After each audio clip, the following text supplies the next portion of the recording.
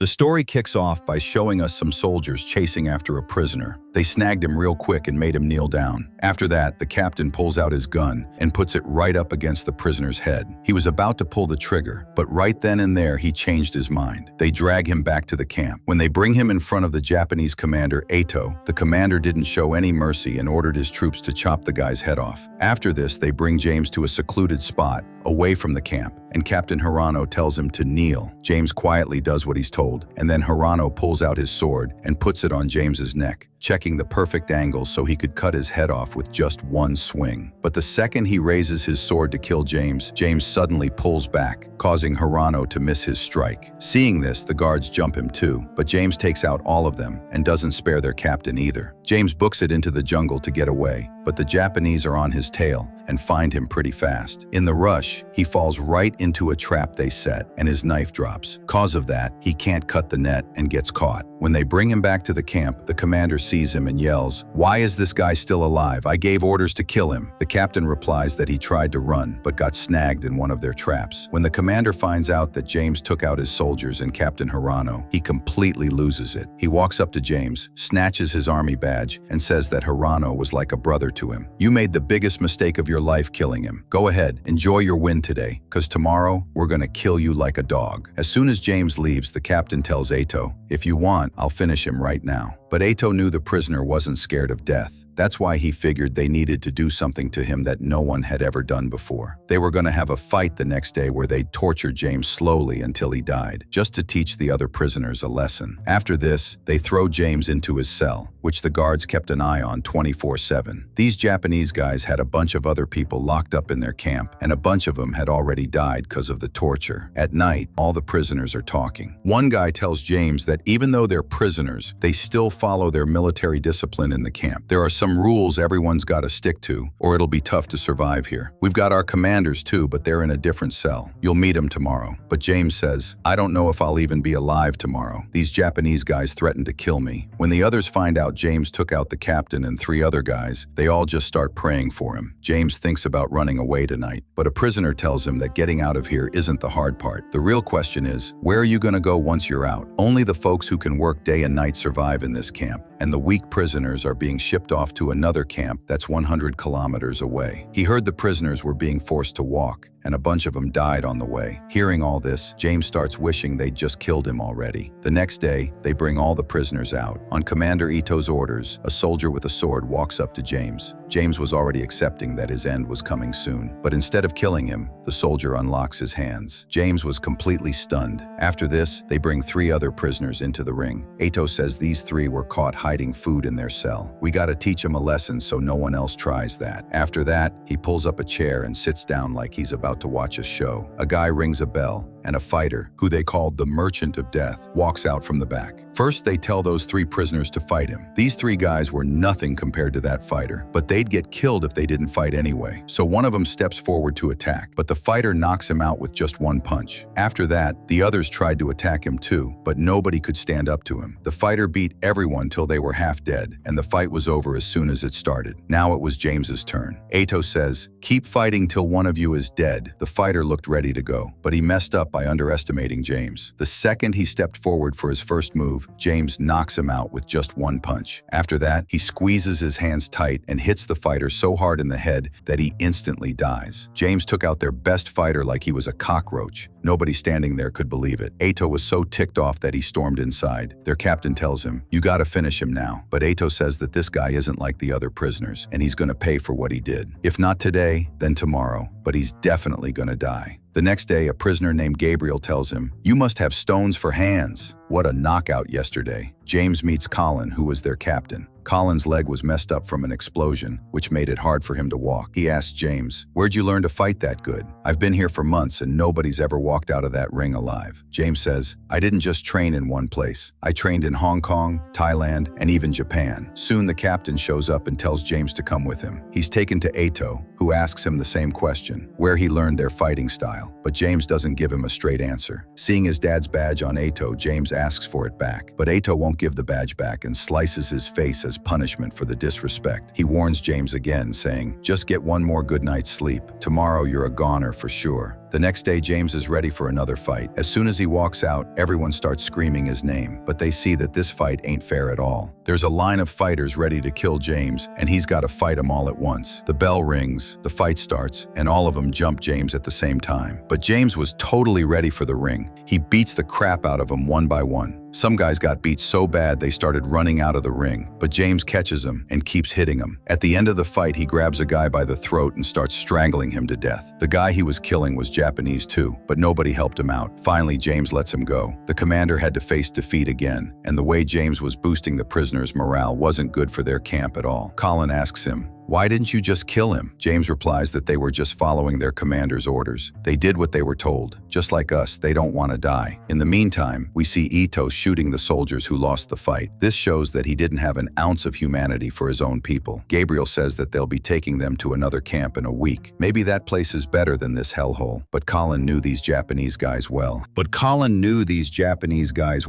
They were killing more than half the prisoners on the way, especially the ones who couldn't walk. James says he needs a radio. If our military is stationed on the coast right now, there's a big chance we can contact them using that radio. There was a radio with the guards stationed near the watchtower. So the next day, a few prisoners start a fight in the camp. The guards thought it was serious, so they all come down to stop them. James takes advantage of this, climbs the tower, and steals their radio. The guards shoot in the air to calm everyone down, but by then, James had already done the job. Just then, a nurse sees James. James tells her to keep quiet, but then a guard shows up and starts messing with the nurse. When she refuses, he slaps the nurse hard, and she falls down. Luckily, he didn't see James and just walks off. James feels awful for the nurse, but he can't do anything about it. After this, he quickly hides the radio, and they all cleverly sneak it back into their cell. A prisoner says, "You know we can only listen on this radio, right? If we send a signal for help, we're gonna get caught." He also says that if they figure out the radio's gone, they'll torture them till they find it. But James says, "Don't sweat it. They've got a ton of radios. If one goes missing, they won't even notice." The next day, Ato lines up all the prisoners and says that some prisoners were seen going into areas of the camp where they weren't allowed to go. He points his finger at Colin, but Colin says, "You're pointing at the wrong guy." After this, they grab one of the prisoners. They drag him into the ring and ask him for the names of his friends. Ato promises to spare his life if he gives up the info. The guy gives up the names, but Ato doesn't keep his word and has both of them shot. At night, James goes to the prisoner and asks him,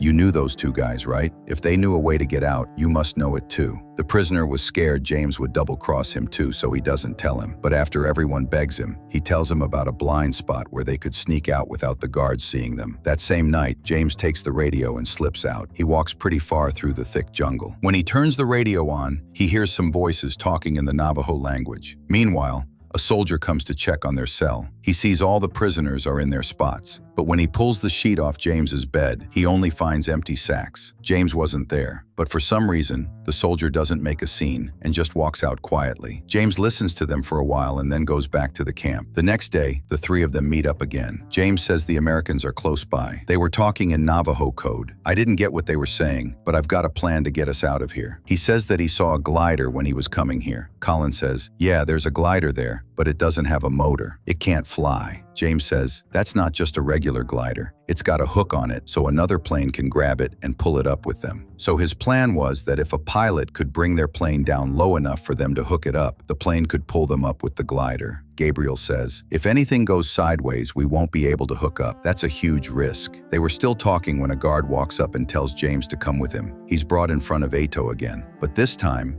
they treat him with respect and even offer him a chair to sit on. Ato asks, "What do you know about Navajo?" James says he doesn't know anything like that. Ato says it's an Indian language. "If you don't know it, your American buddies must know what that word means. I want you to figure out who can help me decode it." James says, "Even if someone knows, why would anyone help you Japanese guys?" But Ato thinks that people will do anything to save their own lives. And if anyone still keeps their mouth shut, none of you will ever see your family again. If you survive this camp, you'll die in March.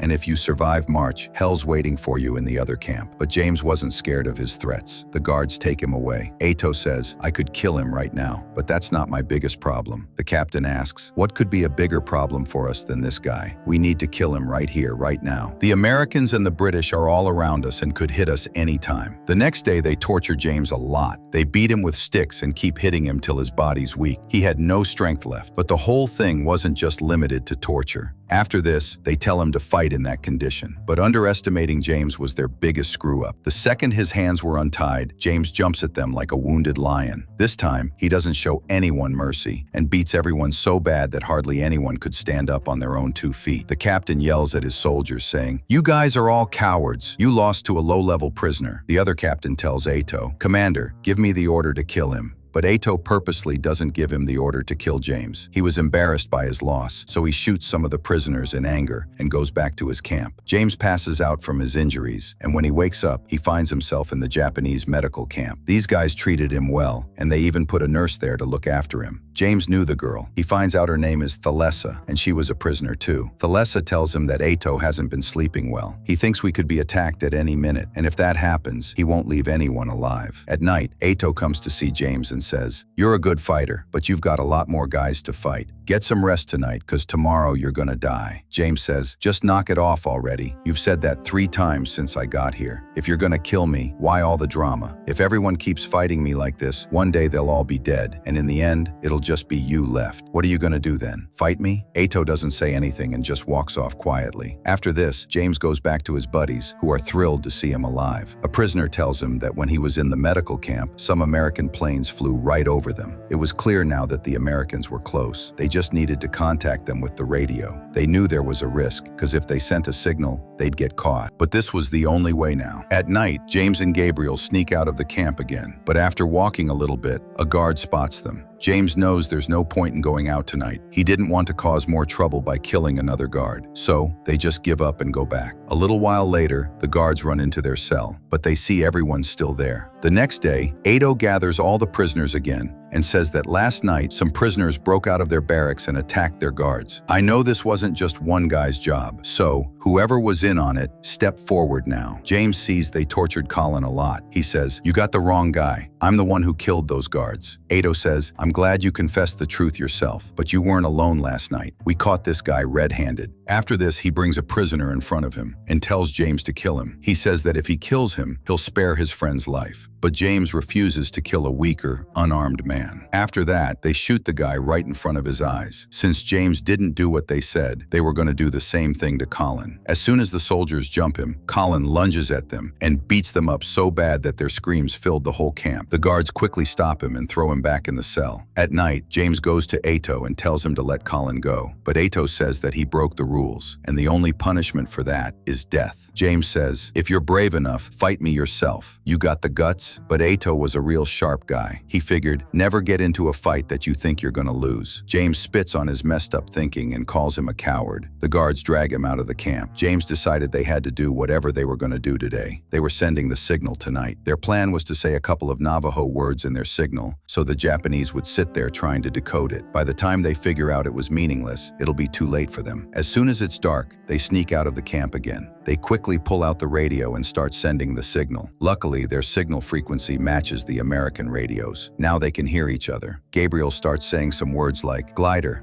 glider, no motor, no motor, east 27 degrees. The answer comes back, copy that. In between, they also say some random words that didn't mean anything. Gabriel says, "We've said too much. What if we confuse our own guys trying to confuse the Japanese?" But James says, "Don't worry, that won't happen. They know we sent this signal through a ton of trouble. They'll decode it." After this, the two of them go back to the camp, but when they get there, they see the cells empty. Then the guards suddenly show up and beat them till they pass out. When he wakes up, he sees the fight has started. Americans are dropping bombs on the Japanese camp, which did a lot of damage, and that's why the Japanese were trying to kill the prisoners and run away from the camp. Thalessa unties James's hands and tells him that the camp was attacked after he was caught. Ato's gone crazy, and he's killing everyone. When they walk out, they see the whole camp is destroyed. The prisoners who tried to run away were shot, but then a bomb drops from above, and the blast rips those guards apart. After this, they try to run toward the tower, but there were more guards on the way. Thalessa says, "You go ahead, we'll take care of them." She and her friends pretend to have stomach pain to lure a guard over, and as soon as he gets close, the two of them stab him to death. James goes up the tower to get the radio. He sees the guards are shooting everyone one by one. His friends were next. So, James leaves everything and decides to save them first. Just as they were about to shoot, James starts firing at them. The prisoners start attacking them too. Meanwhile, Colin fights that Japanese captain, but beating him wasn't easy. It was a hell of a fight between them. But just as Colin was about to kill him, someone shoots him from behind. behind, and the poor guy dies. Just then, James sneaks into Ato's camp, and we see Ato just sitting there, waiting for him. James says, "You can't run anywhere now." But Ato says, "Who's running?" and throws his sword at him, challenging him to a fight. They fight it out,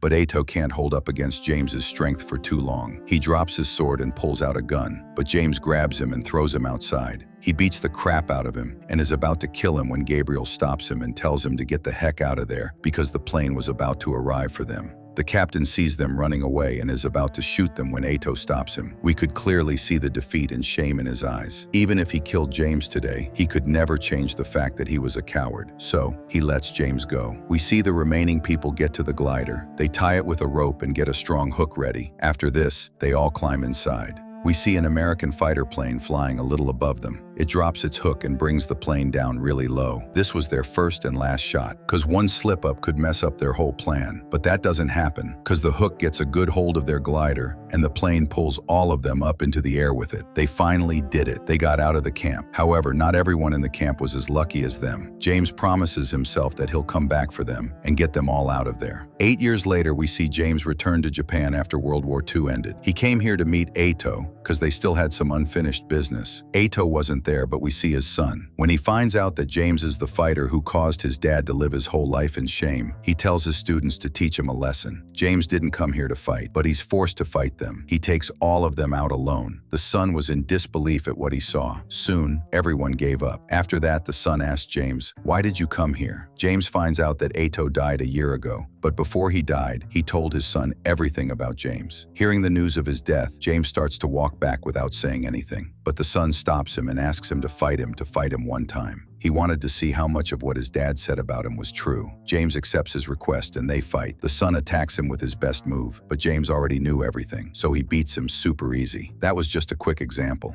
James could have killed him with one punch if he wanted to, but he doesn't. Instead, James offers him a hand and ends the fight. The son says, "My dad told me that one day that fighter would definitely come back here because he still had one of his prized possessions." We see that prized possession was James's badge that Ato had snatched from him. The son gives the badge back to James and says that his dad always took care of it. He was hoping that one day you'd come back to get it. They both bow to each other out of respect. After that, James takes the badge and walks off. And with that, the story ends right here. I hope you guys dug this movie. Thank you for watching. See you in the next one.